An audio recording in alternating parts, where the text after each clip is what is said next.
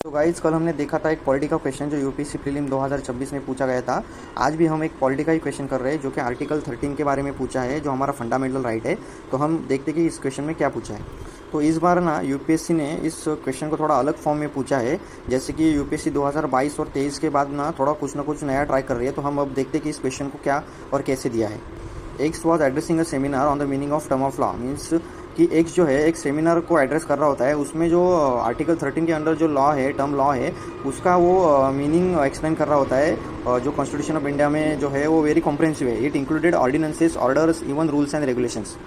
तो उसको why point out करता है कि the term law in article 13 also included customs और usage having in the territory of India the force of law.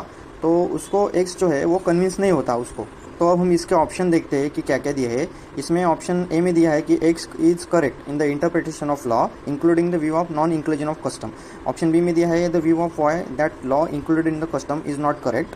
और law option C में दिया है कि the view of both X and Y are correct. और option D में दिया है the view of only Y is correct. तो आप देखते कि जो ऑप्शन ए और ऑप्शन बी है, इसमें जो स्टेटमेंट्स जो दिए हैं उसका मीनिंग सेम ही है। सेम ही मीनिंग आता है कि उसमें जो आर्टिकल 13 के अंदर कस्टम को इंक्लूड नहीं किया है। तो अब हम देखते हैं कि आर्टिकल 13 क्या कहता है।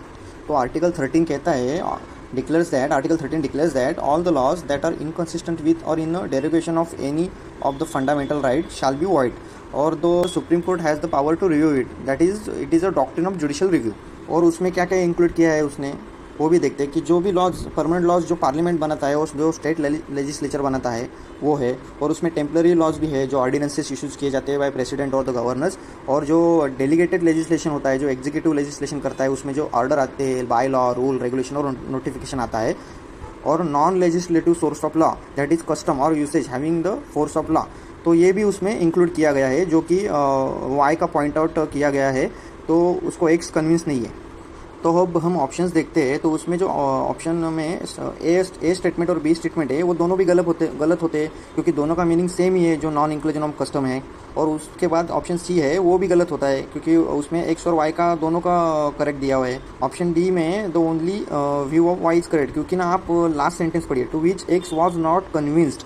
मीनिंग क्या है कि एक्स जो है वो कन्विंस नहीं होता कि उसको बाकी सब है, लेकिन वो कस्टम और यूजेस वो उसमें नहीं है। तो लास्ट ऑप्शन देखते हैं, the view of only Y is correct. तो ऐसा क्यों है? क्योंकि आप लास्ट जो सेंटेंस है वो पढ़िए जो क्वेश्चन में दिया हुआ है कि to which X was not convince. मतलब क्या कि एक्स जो इन्फॉर्मेशन बता रहा है उसमें कस्टम और यूजेस जो वाई ने पॉइंट आउट किया है वो उसको कन्विंस नहीं है कि उसके अंदर आता है, इसलिए वो जो एक्स का जो इंटरप्रिटेशन है वो गलत होता है। इसलिए ऑप्शन डी जो है वो करेक्ट है।